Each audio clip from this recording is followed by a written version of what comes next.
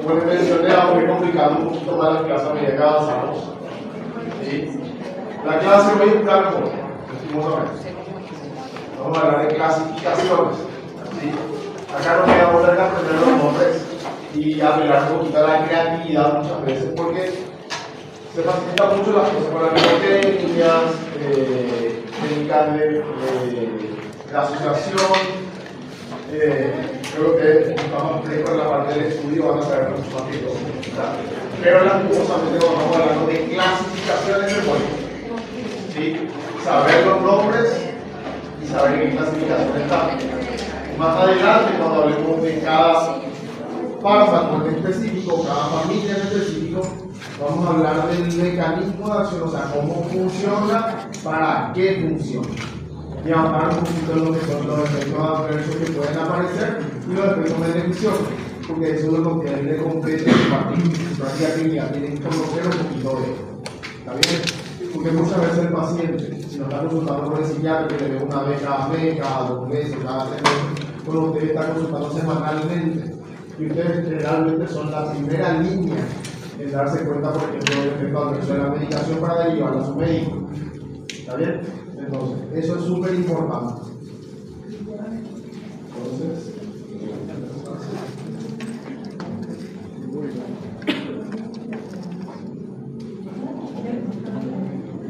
ya veremos.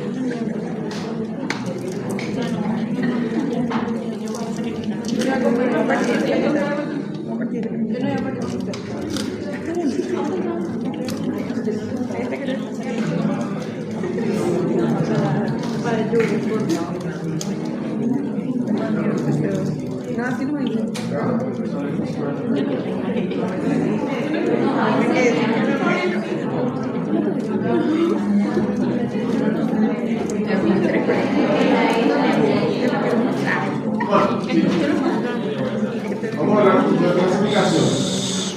En la clase vamos a intentar hacerlo lo más práctico posible, porque clasificaciones hay un montón.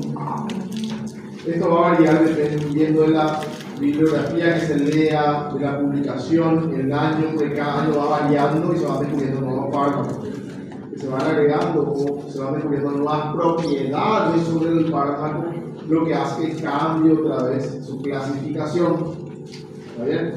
Nosotros vamos a basarnos en la clasificación práctica, ¿sí? Algo que les sea útil a ustedes para identificar principalmente. Y vamos a clasificarlos de forma bien sencilla según su indicación. ¿Para qué se usa principalmente? ¿Qué quiere decir esto?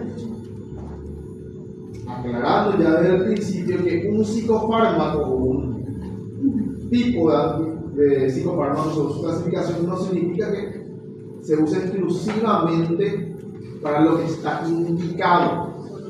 ¿Quién aquí usa algún tipo de psicofármacos? ¿Se hace? Levante la mano. 1, 2, ¿quién más? 2 personas nomás. No va con la estadística en realidad. ¿Sí? Bueno, pero a ver, ¿quién levantó la mano? ¿Tu nombre era? Es Celeste. Celeste, ¿qué tomamos? Tomo sertralina y quetiapina. Sertralina, 2 fármacos diferentes. ¿Verdad? A ver, ¿qué son esos fármacos? ¿Qué son? La sertralina se queda blanco y depresivo. Sí, ¿la quetiapina? ¿El ansiolítico? No. ¿Es la divisor de humor? No. La quetiapina es antipsicótico. Eso no quiere decir que Celeste es psicótica. ¿Está bien? Para aclarar. Pero a pesar de su clasificación, según la indicación, que es una clasificación grande, los psicofármacos se pueden utilizar de diferentes maneras tratando síntomas específicos. Si bien los antipsicóticos son utilizados para tratar la psicosis, tienen otros efectos beneficiosos que nosotros podemos utilizar para otros síntomas, como por ejemplo inductor del sueño, para el insomnio. ¿Sí? ¿Está bien? Por ejemplo, y dependiendo de la quetiapina en particular, y como aclarar con los antipsicóticos, tiene la particularidad que dependiendo de la dosis cambia su función a dosis muy altas de 700, 800 miligramos por día, es muy buen antipsicótico. 25, 50, 100 solamente ayuda a dormir. 300, 400 miligramos de día es un buen antidepresivo. 500, 600 estabilizando el estado del ánimo. ¿Está bien? Entonces, la versatilidad de los psicofármacos es bastante amplia. ¿Quién conoce algún anticonvulsivante, un medicamento para la epilepsia? ¿Tu nombre? Bianca. ¿Cuál conoces? No me acuerdo, no recuerdo, puedo ver que tengo ya de mi doctor. Ajá.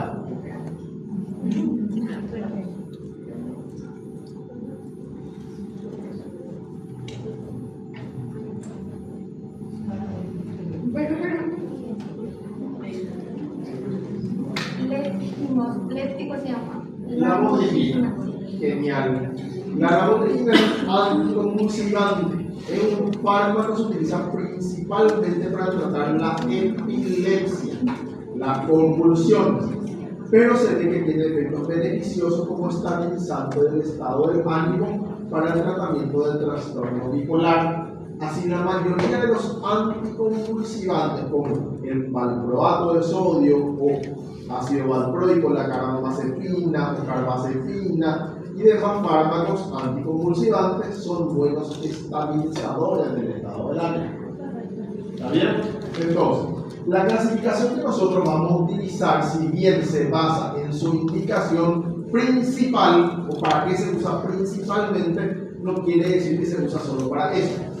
¿Está bien? Pero le va a dar una orientación a usted para poder separar y aprender, obviamente, a qué clase pertenece. ¿Está bien? Y esto se clasifica de la siguiente forma, y esto tiene que saber. ¿Está bien? Los denominados antidepresivos. Que dentro de los antidepresivos hay otra clasificación. ¿Estamos? Los antipsicóticos, fármacos utilizados principalmente para el tratamiento de la psicosis, ya sea una esquizofrenia, un trastorno esquizofreniforme, un trastorno esquizoafectivo, una depresión mayor con síntomas psicóticos, una demencia con síntomas psicóticos. ¿Está bien? Los ansiolíticos son fármacos utilizados principalmente cuya función principal es tratar la ansiedad. Y acá hay un montón de fármacos que les son muy familiares, o les va a sonar muy familiar. Alprazolam, clonazepam, bromazepam, que es el Zolpidem, diazepam, midazolam. ¿Sí? ¿Cómo? Y el clonazepam. La particularidad con los ansiolíticos, si estamos hablando de las benzodiazepinas, que es su clasificación química, ¿está bien?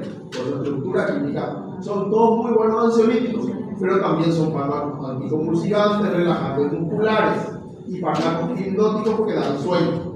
¿Está bien? O sea, su uso es amplio y lo hipnótico varía dependiendo de la potencia hipnótica que tenga. Hay benzodiazepinas que no son hipnóticas, como por ejemplo el clonazepam. que se usa principalmente para gente activa durante el día, que no da sueño, en la mayoría de los pacientes. No todas las benzodiazepinas dan sueño, ¿está bien? Luego tenemos los fármacos hipnóticos, cuya principal función, casi la única en realidad, es hacerte dormir, ¿está bien? No produce relajación, no produce relajación, no produce tranquilización, solamente da sueño, ¿está bien? Luego tenemos los estabilizantes del estado del ánimo, ¿sí? Y dijimos principalmente anticonvulsivantes que nosotros utilizamos en ciertas patologías que necesitamos estabilizar el ánimo, trastorno bipolar principalmente. Y el carbonato de litio, que es una sal mineral, ¿está bien? Luego tenemos los psicoestimulantes. ¿Escucharon hablar alguna de los psicoestimulantes? Sí, ¿cuáles son? Ustedes son estudiantes, segurísimos. La metanfetamina. Sí. Metilfenidato. Exactamente. Todo lo que La lisdexanfetamina. Se está utilizando mucho ahora en Paraguay. Que no solamente son fármacos para tratamientos principales, no que se utilizan en TDAH. ¿Está bien? Pero se suele usar como la LIX. LSD, por ejemplo, se está usando en terapia. ¿Cómo? LSD y NMD. En LSD. LSD En otras cosas, ¿sí? Pero estamos hablando de psicofármacos, no drogas de abuso. No, tipo estudios. ¿Sí? Incluso la ketamina se utiliza mucho para el tratamiento del trastorno depresivo actualmente. La ketamina es un fármaco anestésico y analgésico que se utiliza principalmente en la anestesia general. ¿Está bien? Y que generalmente es una droga de abuso. ¿Sí? Los psicoestimulantes. Y luego, pero les puse acá, pero vamos a mencionar un poquito que son los fármacos antidemenciales utilizados para las demencias o el deterioro cognitivo. Esta clasificación, según su indicación, se denomina ATC, anatómica terapéutica química. ¿Está bien? La clasificación es una clasificación que se basa en principio en la derivación de la EPD. ¿Está bien? Pero, de nuevo, esta es una clasificación práctica, ya no es la que se usa. ¿Está bien? Profe, anatómica, terapéutica y química.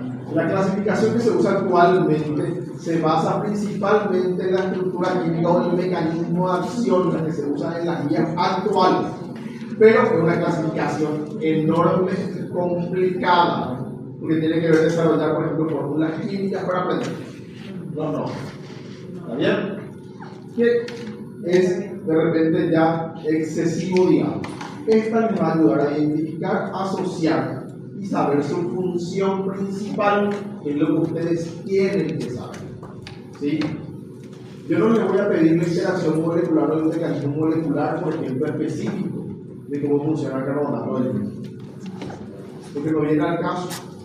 ¿Sí? Sería estudiar biología molecular de nuevo, que ustedes aprendan el mecanismo molecular de acción, pero sí vamos a mencionar cómo funciona por lo menos y cuál es su función principal. ¿Está bien? Entonces, esta clasificación no refleja el conocimiento científico actual ni real, pero nos ayuda de forma práctica a conocer y aprender los psicofármacos. ¿Está bien?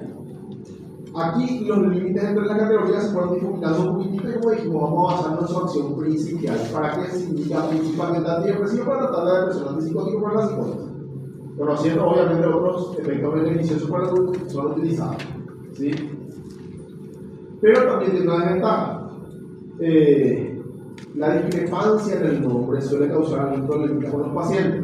Por ejemplo, si yo a un paciente que se va por un trastorno de ansiedad le doy un antidepresivo que es el tratamiento principal y de primera línea para el tratamiento de la ansiedad generalizada, trastorno de pánico, me va a decir el doctor, yo no estoy deprimido, ¿por qué me vas a dar un antidepresivo? Y le preocupa un poco. Entonces ahí es donde entra la importancia de la psicoeducación y donde también ustedes van a hacer su intervención en el consultorio con el paciente. ¿Sí? El trastorno del pánico y el trastorno de ansiedad se tratan de primera línea con los antidepresivos. Los antidepresivos son ansiolíticos muy buenos. ¿Está bien? Entonces, vamos a hablar un poquito de los antidepresivos. Primero, ¿sí?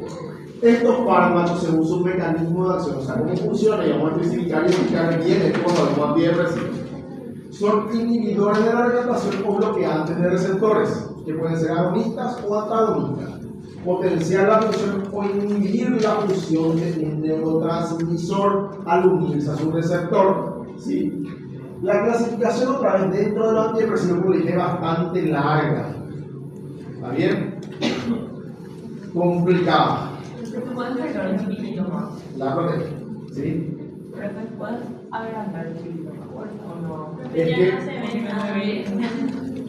si llevamos un poquito más el poco para atrás, La silla atrás, todo el proceso, silla Jenny. ¿Te puedo ir? Ahí.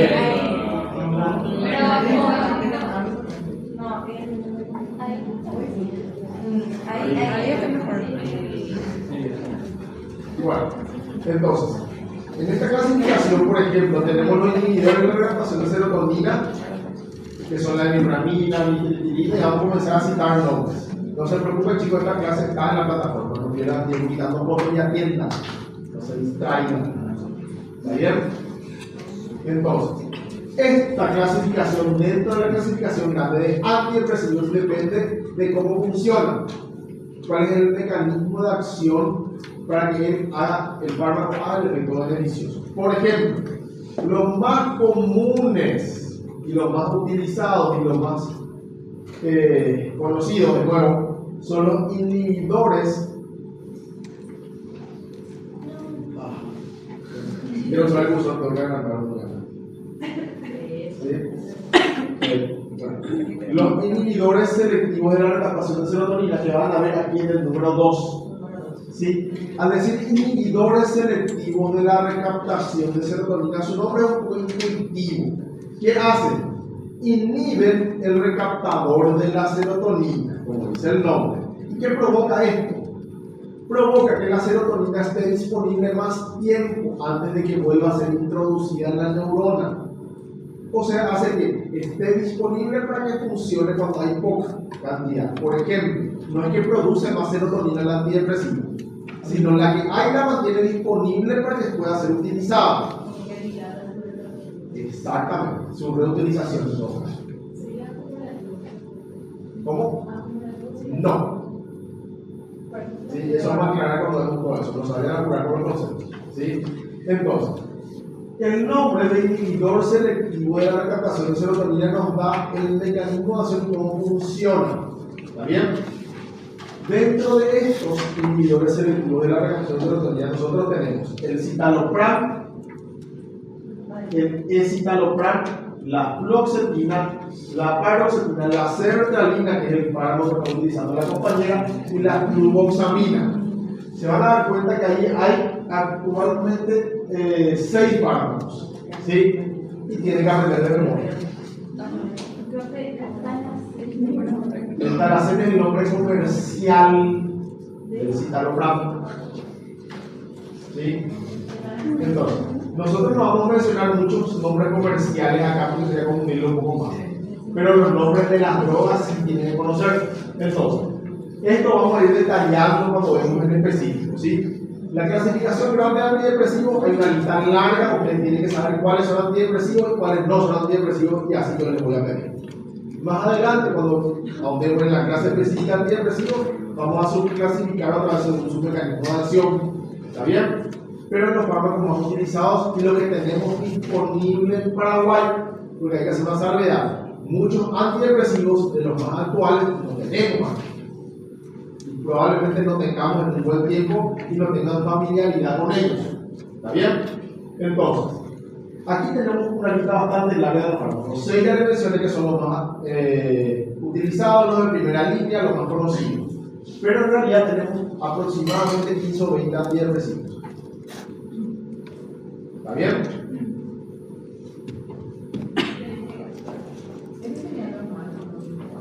No necesariamente. Psicofármacos casi no hay fármacos económicos. Lastimosamente. ¿Sí? Y como se dan cuenta, la lista continúa según su clasificación, según su mecanismo de acción, y tenemos 12. ¿Y todos los que se aprender o solamente el No, yo les voy a ir recordando lo que van a hacer. ¿Sí? Estos 12 van a por lo menos conocer 6 familias. De las que tenemos disponibles aquí. ¿Está bien? Pero dentro de estas 6 hay varios. ¿Está bien? Es importantísimo eso. Luego tenemos los ansiolíticos, que son generalmente sedantes o tranquilizantes e hipnóticos, porque la mayoría da sueño. No todos, pero la mayoría. Los más conocidos son las benzodiazepinas. Conocidos. La abuela, la mamá, la tía, el papá, el abuelo consumen probablemente. ¿Cómo? No. La calmina es un producto natural que tiene el pasiflora, principalmente, ¿sí? Y algunos preparados vienen con relajantes musculares. Dentro de las benzodiazepinas, que su estructura química, como está formado químicamente, si recuerdan un poquito del anillo benzoico, que es química orgánica. ¿En el colegio lo dieron? No. ¿En el colegio? ¿No dieron? Química se da igual en todas las ramas como que se hacen. ¿Cómo? Entonces, eso no hace falta que sepan aquí, ¿sí? Sepan que las benzodiazepinas, que el nombre común que se les da en la clasificación como mecanismo actor, son receptores del GABA. ¿Sí? Que es un neurotransmisor inhibidor. Vamos a hablar de eso más adelante, ¿sí? Alprazolam, clonazepam, bromazepam, diazepam, lorazepam, midazolam. Otros nombres más que tienen que conocer y tienen que saber, ¿sí? Estos fármacos todos son ansiolíticos y relajantes. Todos producen relajación muscular, así que son también buenos relajantes musculares. Son buenos hipnóticos, su mayoría, la mayoría producen sueño dependiendo de la dosis, y son buenos anticonvulsivantes también, o sea que se puede utilizar para el tratamiento de las epilepsias. Pero nosotros en psiquiatría la utilizamos principalmente para tratar los trastornos de ansiedad. ¿Qué particularidad tienen las benzodiazepinas? Los ansiolíticos tranquilizantes son muy adictivos, producen tolerancia y dependencia, y están muy mal utilizados principalmente por el clínico, por el cardiólogo, por la gente que indica. Ninguna guía habla de un tratamiento con benzodiazepina o ansiolítico por más de 3 meses, pero el cardiólogo le da por años a la persona que tiene una neurosis probablemente, un trastorno de ansiedad, por eso le sube su presión, que pueden controlar con ustedes, con nosotros. ¿Sí? Y se vuelve dependiente, desarrolla trastornos neurocognitivo a la larga. ¿Está bien? ¿Quién receta eso? Los cardiólogos, los clínicos principalmente. ¿Y pueden hacer eso? Sí. Mi abuela tomó unas semanas de vida. Mi abuela. Cualquier médico puede recetar cualquier fármaco. Pero ahora peor de todo es que tipo, ella era así. Pero fue como tenía estado todo. Que ella así como que, me acuerdo que estuvo en internario de euro, y ella le exigía a los enfermeros que le suban la dosis. Porque ellos le daban una dosis muy pequeña y según ella, eso era muy pequeño para los. Ahora, como le dije, producen tolerancia y dependencia. La tolerancia quiere decir que la misma dosis con el tiempo de hacer el efecto necesita más dosis o dosis más altas para sentir el mismo beneficio, ¿sí? Entonces, luego tenemos los fármacos hipnóticos, no benzodiazepínicos, y son fármacos utilizados exclusivamente para dar sueño, para ayudar a dormir, para el tratamiento del insomnio, ¿sí? Luego tenemos la sopiclona, solpidem, saloplam, ¿sí? Todos conocen. Luego tenemos los barbitúricos, que en realidad ya no se utilizan prácticamente, la melatonina, que es un melatonérgico, o sea, hace la función. Sopiclona, solpidem. ¿Por qué se receta mayoritariamente a personas que tienen problemas de insomnio, se le da clonazepam, le suben la dosis porque está mal que indique eso para el sueño? Si un paciente tiene un insomnio primario y no tiene un trastorno de ansiedad de base, lo indicado sería que la familia de los hipnóticos con benzodiazepina no produce tolerancia, no produce dependencia. ¿Hay un lugar donde hay diferencia entre la clonazepam y el clonazepam, por ejemplo? Hay varias diferencias de cada uno de ellos. Vamos a hablar cuando hablamos de benzodiazepina. ¿sí? Uno, por ejemplo, es más hipnótico, otro es menos hipnótico, otro más ansiolítico, tiene una potencia más alta, el efecto dura más, el efecto dura menos. ¿Por qué la partitura se dejaron de usar? Por la peligrosidad que tiene. ¿Cómo que ¿Cómo? solo puede Ahora, tienen un margen de seguridad bastante estrecho. ¿Sí? El margen de seguridad vamos a explicar también qué es. Eso era La partitura. Su unidad para la especie principal. eso se murió en contexto. Sí. Entonces, tenemos la melatonina que se vende en la farmacia y es de venta libre y natural. ¿Sí? Y también los antidepresivos, dijimos que son buenos ansiolíticos. Nos producen el efecto placentero y de tranquilización de la benzodiazepina, como el clonazepam. Como el clonazepam es decir, un poquito alegre. ¿Sí? Los antidepresivos disminuyen la ansiedad sin provocar ese efecto, lo que nos hace bastante adecuado porque no genera tolerancia ni dependencia. Ya les aclaro, ningún antidepresivo se vuelve a alguien adicto por ello, ni dependiente, o sea que no puede dejar. ¿Sí? Luego, sí.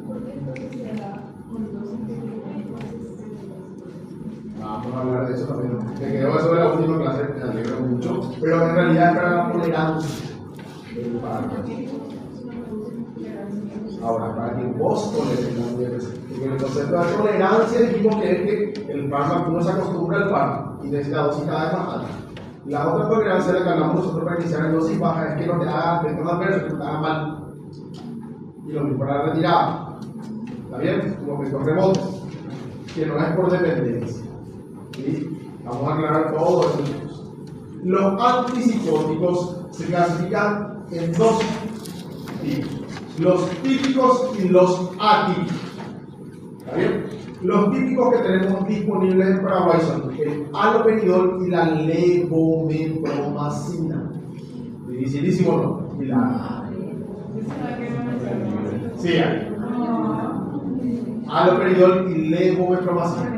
Y los atípicos, llamados así porque son los más nuevos y de segunda generación, tenemos un montón: aripiprazol, olanzapina, risperidona, quetiapina, lurasidona, clozapina, un montón de fármacos dentro de esa clasificación, y en donde varían según su mecanismo de acción, que eso no lo vamos a saber. Solamente dividirlo en típicos y atípicos. Sencillito. ¿Está bien? Vamos a explicar eso. ¿Sí? Luego los estabilizantes del estado del ánimo, ¿sí? Que son fármacos utilizados principalmente en lo que es psiquiatría y trastornos mentales para el tratamiento del trastorno bipolar. Y como les dije, en neurología se usan principalmente para el tratamiento de la epilepsia. Y van a ver quién sufre de migraña acá. ¿Sí? 3 personas. Hace poco también. ¿Verdad? ¿Alguna vez un neurólogo le indicó un tratamiento con carbamazepina, por ejemplo?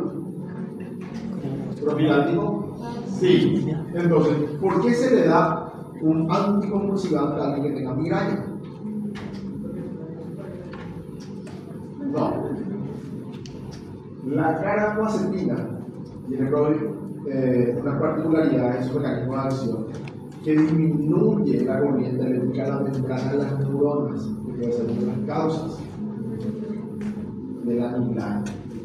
Entonces, por eso les suele indicar en ciertos tipos de migraña a los pacientes, ¿sí? Como un tratamiento preventivo y profiláctico más que nada. ¿Está bien? Entonces, los anticonvulsivantes son muy buenos estabilizadores del ánimo, pero su principal función para neurología, por ejemplo, es para el tratamiento de las convulsiones y otras patologías neurológicas. Su uso no es exclusivo de psiquiatría. ¿Está bien? Luego tenemos los antidemenciales, que les voy a mencionar como... No sé. Vos dijiste que los anticonvulsivantes ayudan a la estabilidad del ánimo, ¿verdad? Sí. Puede ser al revés. ¿Cómo? Y que los estabilizadores del ánimo afecten también la parte convulsiva. ¿En la parte? Convulsiva. No. No. Pero hay algo muy particular. Por ejemplo, los antipsicóticos sí predisponen a que haya epilepsia o ataques, porque disminuyen el umbral convulsivo. Así que el paciente epiléptico y que está psicótico tenemos que hacer un malabarismo ahí con el tema de la fuerza. ¿Está bien? No se va a colgar del techo ni no va a hablar solo, pero puede ser que convulsione. ¿Sí? ¿Cómo? Exactamente. Para sintetizar, son anticonvulsivantes en su mayoría para tratamiento de la epilepsia principalmente. El uso secundario se descubrió que funciona para estabilizar el estado del ánimo del paciente bipolar. ¿Sí?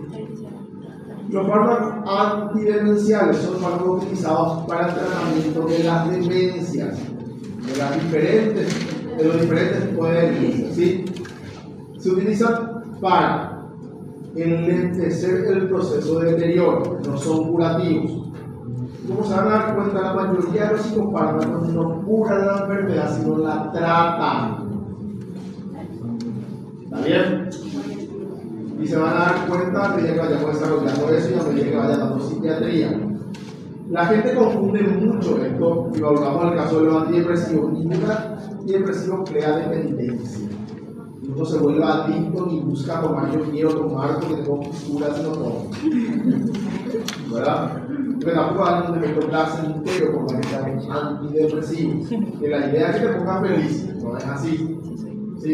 Disminuye la depresión y te vuelve eutímico. ¿Sabes lo que es la eutimia? Está normal. No te hace para arriba. ¿Está bien? Entonces, el antidepresivo nos ayuda a estar bien, no eufóricos, ni hiperfelices, ni perdidos. Entonces, lastimosamente, dependiendo del paciente, del tipo de depresión que tenga, el medicamento se tiene que tomar toda la vida. Y eso no quiere decir que uno sea dependiente del fármaco. Es que su patología, o su psicopatología, requiere que él esté medicado de por vida, así como la hipertensión o la diabetes. Pero nadie dice que alguien es adicto a la insulina o dependiente de la insulina, o sea, todavía se dice que es dependiente de la insulina, pero no en el más sentido, como si no se usa un psicofármaco.